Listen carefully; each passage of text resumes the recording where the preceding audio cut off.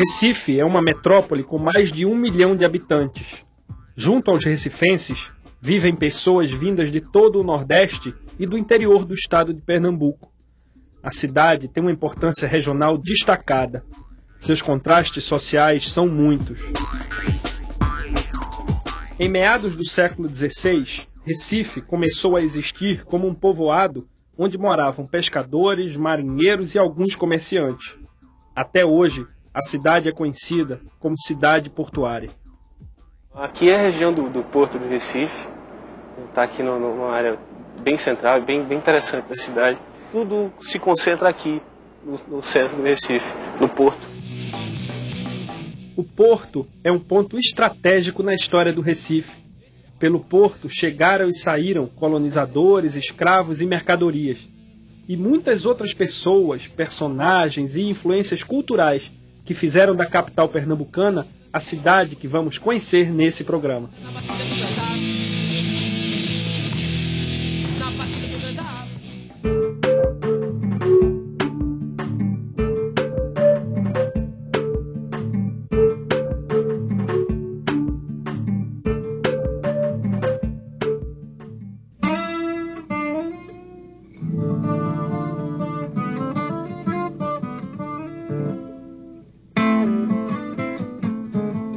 Recife começou do mar para dentro. Isso aí já foi uma grande batalha dessas primeiras pessoas que chegaram aqui, porque até hoje, se você sobrevoar Recife, você vai ver que onde não tem construção é alagado, é mangue, é lama para todo lado. E naquela época, então, é que começaram a ser feitos os aterros da cidade.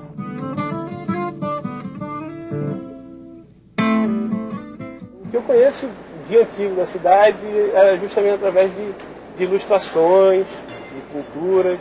A gente tem muitas ilustrações aí e se tem um pouco a ideia do que era.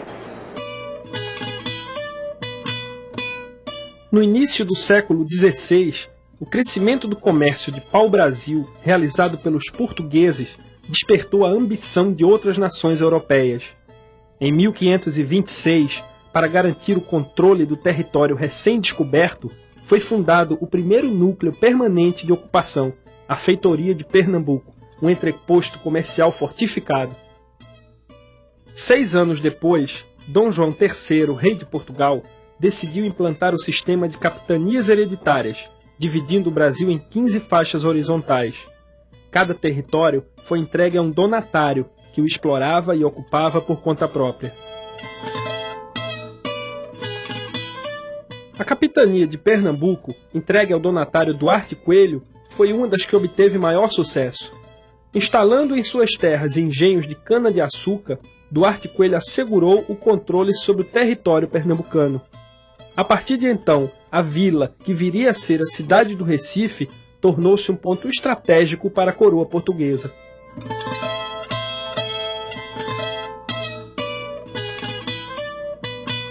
O Porto, nesse primeiro momento, nos primeiros séculos da história da cidade, ele foi fundamental para o crescimento, para o enriquecimento da cidade, para as perdas da cidade, e também para a entrada dos estrangeiros invasores. Então, foi a grande porta de entrada da história da cidade. A gente diz até que a cidade era cercada pelo mar, né, e cercada pelo canavial. Então, a cidade cresceu entre o canavial, o verde do canavial e o mar. Aqui, a cidade começou, temos aí ainda em bom estado de conservação, prédios bem antigos.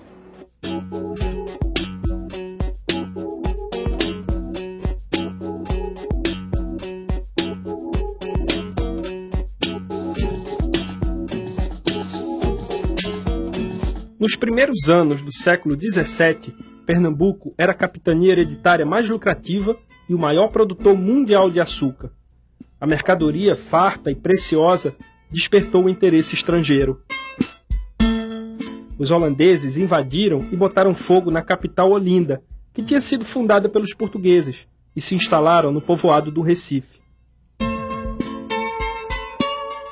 No período de ocupação, entre 1630 e 1654, a produção açucareira cresceu muito em Pernambuco. Sob a administração do conde Maurício de Nassau, o governo holandês realizou várias obras de urbanização, trazendo da Europa cientistas, arquitetos, engenheiros e artistas que impulsionaram o desenvolvimento da então chamada Cidade Maurícia.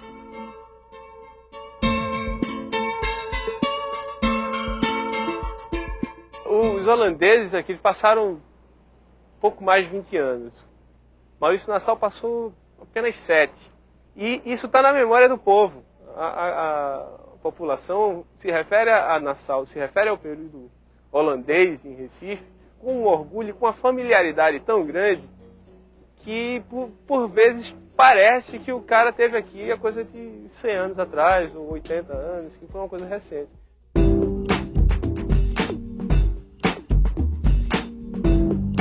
Recife é realmente a cidade das águas, assim, porque ela é meio que banhada pelo mar e rio, né?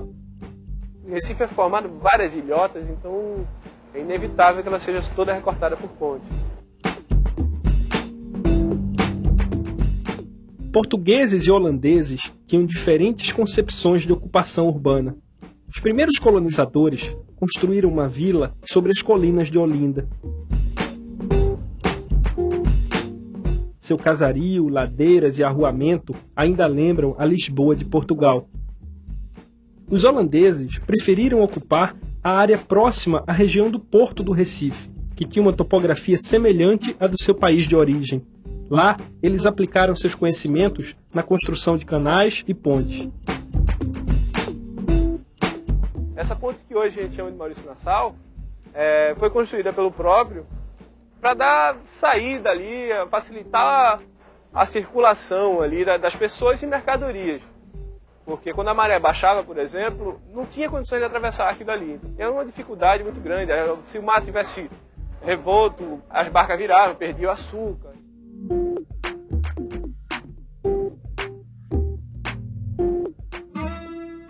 A principal característica do governo holandês foi o domínio e o convívio com as águas.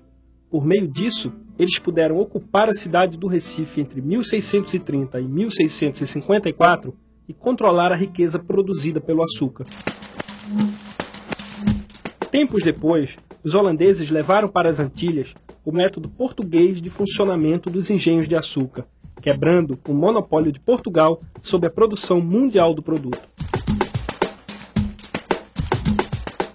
Ao longo do século XVIII, e depois de mais de 100 anos de hegemonia absoluta, a nobreza do açúcar pernambucano experimenta a perda de poder de forma lenta, mas contínua.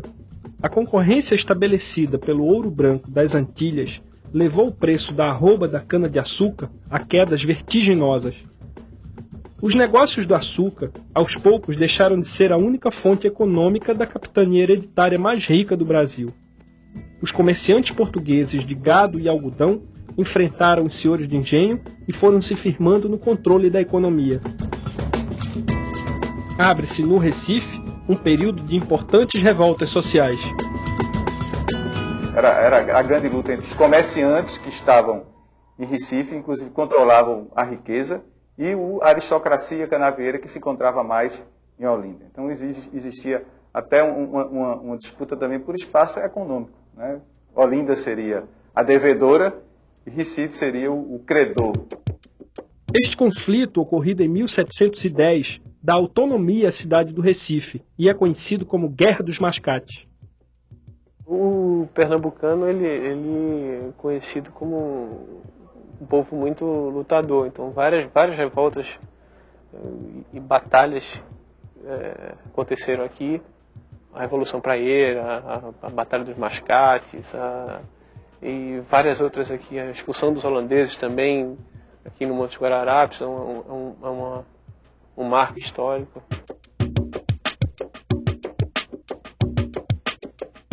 No início do século XIX, nos anos de 1817 e 1824, acontecem a Revolução Pernambucana e a Confederação do Equador.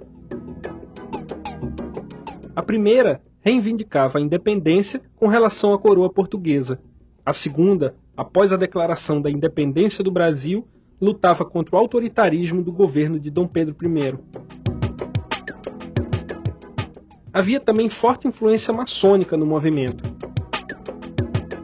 Ambas as revoltas foram sufocadas, mas fortaleceram os ideais da Revolução Francesa de combate às injustiças e desigualdades sociais. Entre os revoltosos mais ilustres da Confederação do Equador estava Frei Caneca. Com a rebelião controlada pelas forças do governo, ele foi condenado à morte e fuzilado publicamente. Acho que o Frei Caneca ele lança com as suas ideias e com sua luta já ideias que se aproximam muito desse entendimento que a gente tem hoje de democracia, né? E o que era muito interessante é como os padres foram importantes nesses movimentos libertários que aconteceram aqui em Recife, que fica até difícil a gente pensar isso hoje, no momento atual. Então, desses movimentos como Confederação do Equador, o movimento de 1817, a gente sempre tem essa participação crítica, não é? Esse envolvimento em termos até de ação do Frei Caneca.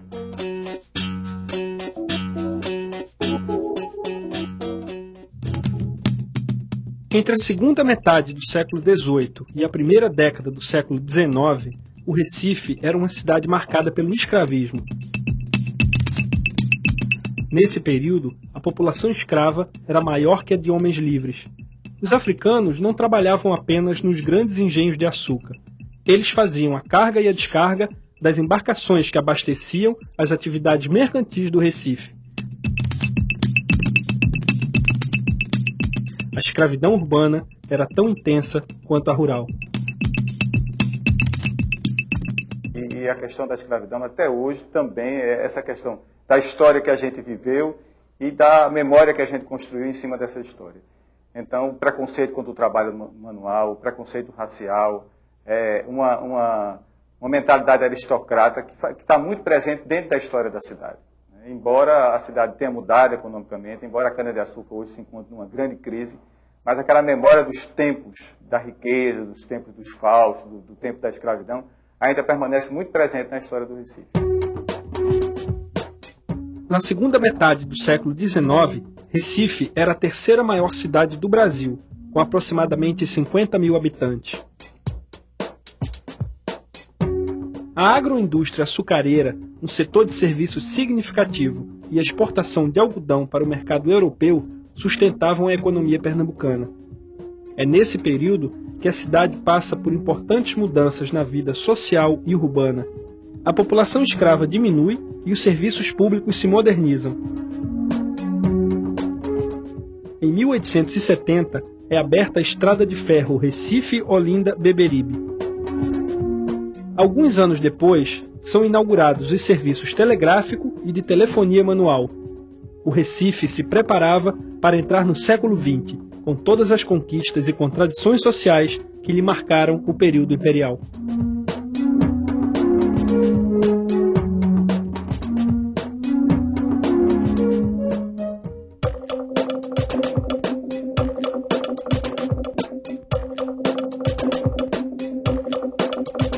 Esse aqui é o Teatro Santa Isabel. É o maior teatro que a gente tem aqui na cidade. Um teatro bem bonito e acho que ele marca mesmo essa formação aqui da nossa cidade, com essa característica de ter tantos elementos e tantas culturas, tradições envolvidas. Um projeto do engenheiro francês, Vautier, tem mais de 150 anos. Bom, e é um dos cartões postais mais bonitos aqui da cidade.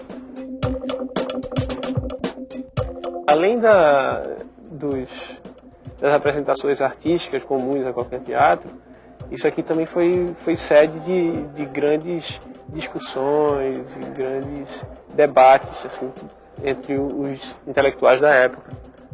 Joaquim Nabuco mesmo foi um dos que usava isso daqui para apresentar suas ideias abolicionistas.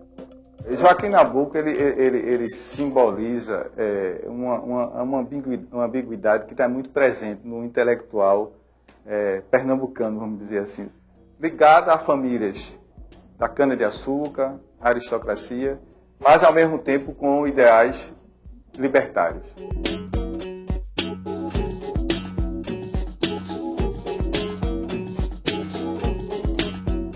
Em relação às imagens que nós temos aqui da cidade, novas ou antigas, isso tem uma importância muito grande para a gente estar conhecendo o nosso passado, conhecendo o nosso lugar, né? O que o Franz Post fez aqui, muitos hoje continuam fazendo com outras tecnologias. Hoje a gente não faz mais no lápis, não é mais na aquarela e tal, mas está fazendo ainda registros fotográficos disso aí. Teve uma série de fotógrafos aqui que começaram a fazer essa história, esse registro aí que é tão importante para a gente. O Benício é um deles, né? Que é um cara que marcou a história da cidade, assim, por conta desse trabalho dele, voltado para o Rio, para as pessoas, para a cidade, para o dia a dia. O trabalho dele está entre 1890, 1880 até 1950. Então, é um período bastante grande e com um acervo aí bem importante, bem vasto aí da cidade.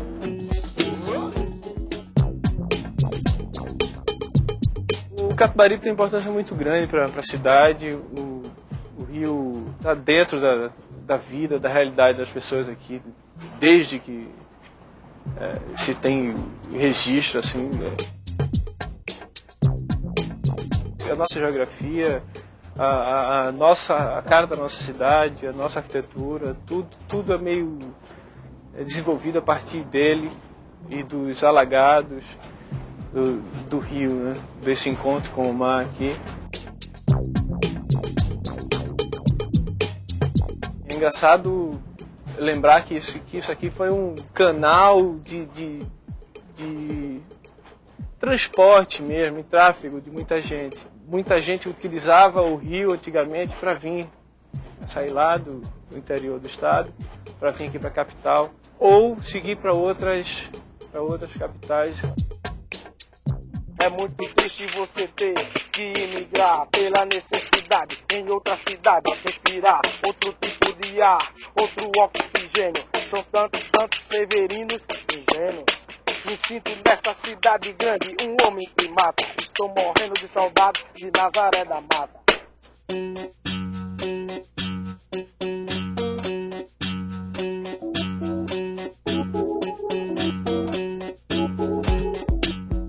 Como bem descreveu o geógrafo Josué de Castro, o rio Capibaribe comanda a vida das pessoas que vivem nas suas margens.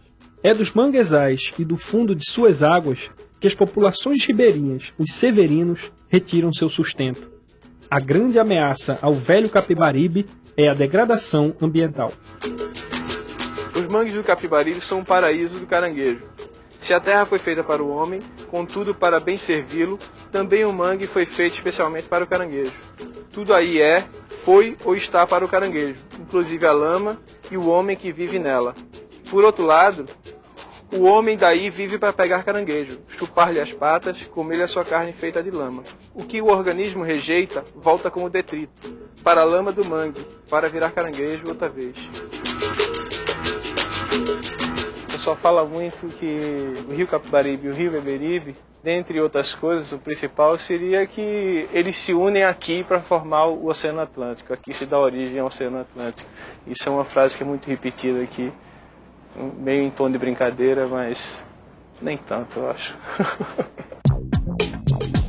São muitos os patrimônios que Pernambuco, e em particular o Recife, deram ao Brasil. Da arquitetura, com seu casario do centro histórico, até a produção intelectual e artística. As obras de Josué de Castro, Joaquim Nabuco, Gilberto Freire e João Cabral de Melo Neto nos ajudam a entender melhor a civilização brasileira. A grande dificuldade de uma cidade assim que tem uma história mais longa é como ela se relaciona com a sua tradição. Existiram muitas gerações que foram totalmente contra as tradições. Né? E como nós estamos vivendo hoje num mundo totalmente fragmentado, então está havendo uma retomada das tradições. Então, o imaginário do Rio, o movimento Mangue Beat, ele tenta justamente fazer essa ponte, aliás, inclusive muito bem feita, entre a tradição musical, cultural pernambucana, recifense, e toda essa mudança que está havendo com a globalização. Então, o movimento Mangue Beat, ele faz justamente esse diálogo entre o tradicional e o moderno, ou o pós-moderno, né, que a gente já fala no pós-moderno.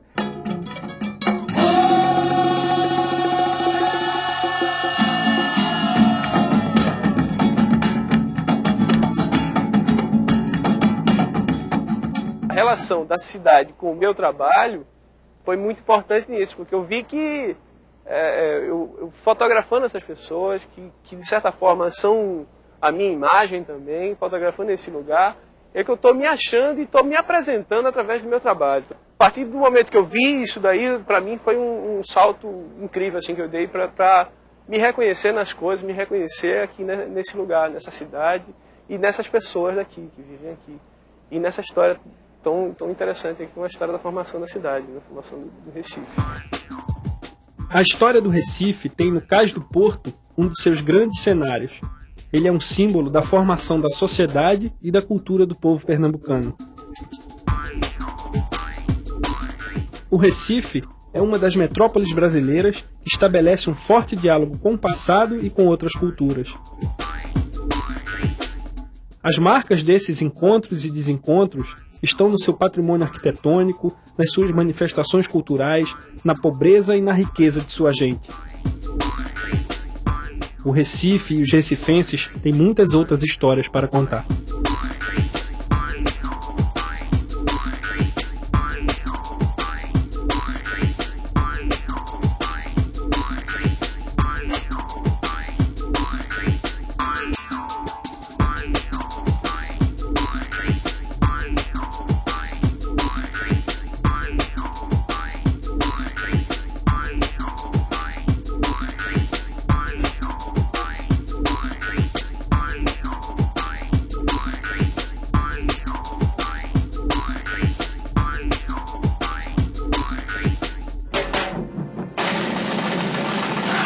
Brasil, um país de todos.